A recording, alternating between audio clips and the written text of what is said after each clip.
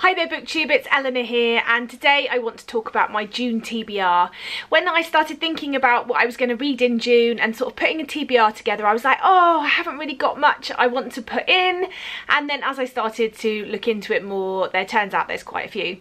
So incorporated into this TBR is going to be my books that I'm picking for the challenges for the Cramathon, which I'll be taking part in, and that takes place, I believe, between the 11th and the 16th, or the 11th and the 17th of June.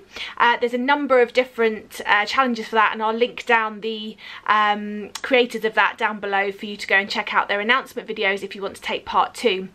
Before I talk about them, I want to talk about the other books that I've got on my TBR. I want to continue with reading Sarah J Maas's Throne of Glass series.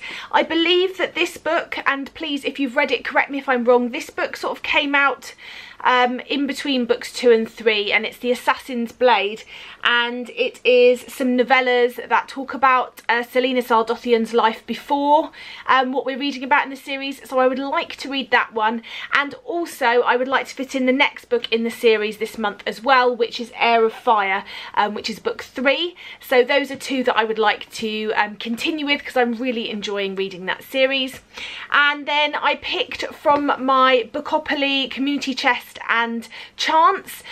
From one of those I received an extra £5 this month to go in the pot. It was it says it was my birthday, collect £5, so I will be putting £5 in the pot. And the other one was a book that was recommended to me for or I saw on Aoife from Fred Weasley Died Laughing's channel, and that is this is a proof copy, And I Darken by Kirsten White.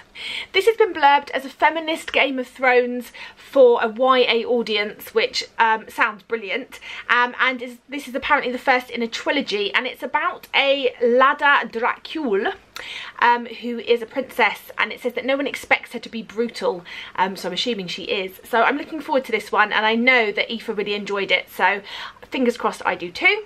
And then recently I've been feeling a little bit nostalgic for classics.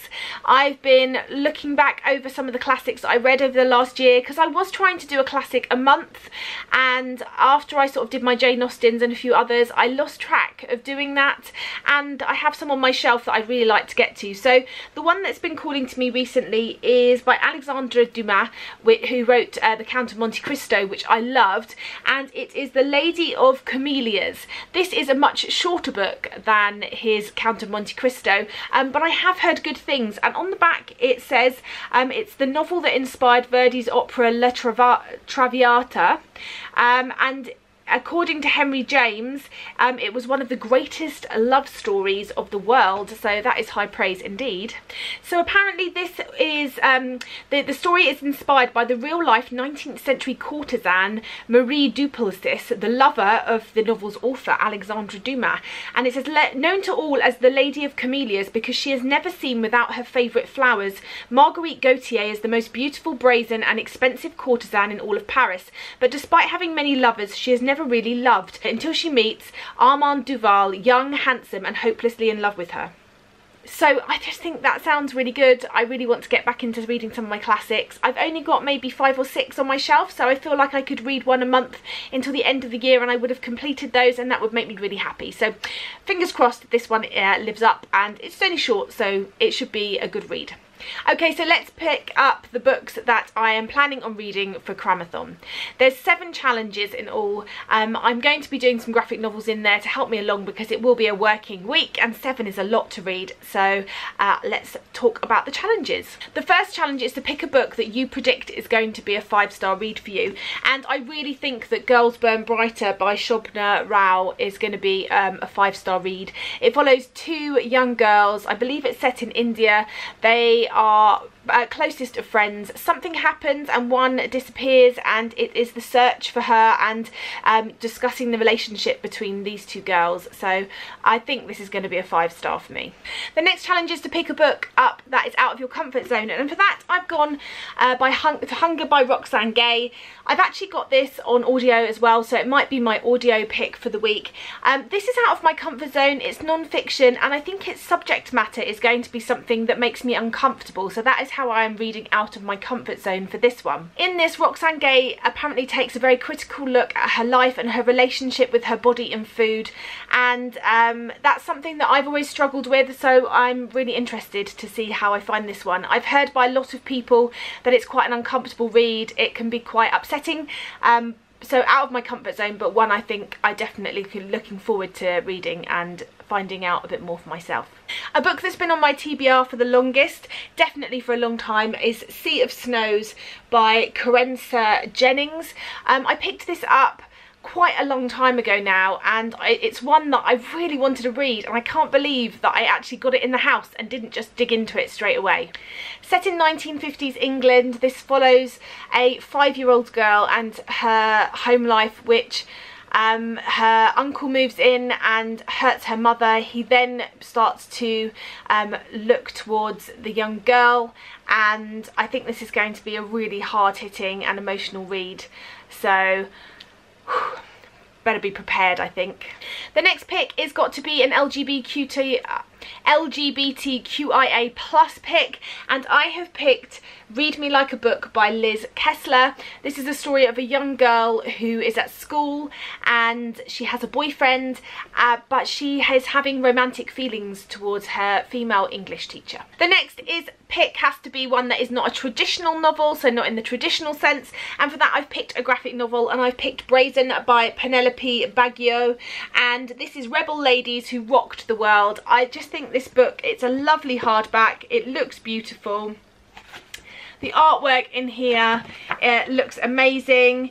It's got some amazing drawings in here, and I just can't wait to pick it up, get stuck in and find out some more about these amazing women. So this is one that I shall definitely be getting to in that week. The next pick is pick a book with your favourite colour on the front. If you haven't realised from my lipstick today, purple is my favourite colour, and so I shall be picking up Suicide Club by Rachel Heng. I was very kindly sent this by the publisher recently, and I'm really excited about it. It has this lovely shade of purple on the front. It's set in a time where immortality has become a possibility.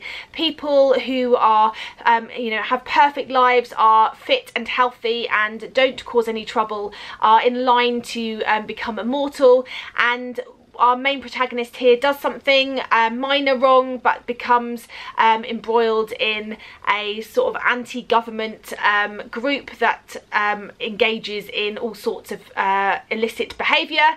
And yeah, I'm intrigued, I'm interested in this one, and I think I want to get to it soon. The final challenge is just to have read 7 books, and so I've picked another graphic novel, and that is Help Us Great Warrior by Madeleine Flores with Trillian Gunn. This just looks super cute, quite a fast read. There is not much text in this graphic novel, but it is beautifully illustrated, and I've heard from someone on YouTube how good this is. The back says, saving one's village, best friends and the universe might be too much for your average warrior, but Great Warrior is anything but average. Join Great Warrior, a smart, hilarious and intensely capable little warrior who doesn't let anyone's expectations get in her way. Possessing great strength and even greater self-confidence, she's ready to kick some butts and save everyone, especially if you've got pizza. Brought to life by indie comic superstar Madeleine Flores and rock star colourist Trillian Gunn, Help Us Great Warrior is a swashbuckling adventure that proves a warrior's greatest weapon isn't her sword, but her heart. So I think this is going to be a really nice read as well. So those are the books that I'm getting to for the Cramathon and for the month of June. Have you read any of these? If you want to read along with me on the Alexandre Dumas, that is perfectly fine. We can arrange something for that, maybe a live show. Let me know in the comments down below if you do want to read along with me, or I can set up a Goodreads group or something. And yeah, I'm looking forward to this month. What are you all reading? Have you got any firm plans for June? Any books that you're really excited to be getting to? Let's chat as always in the comments down below, and I look forward to speaking to you soon. Bye for now, BookTube.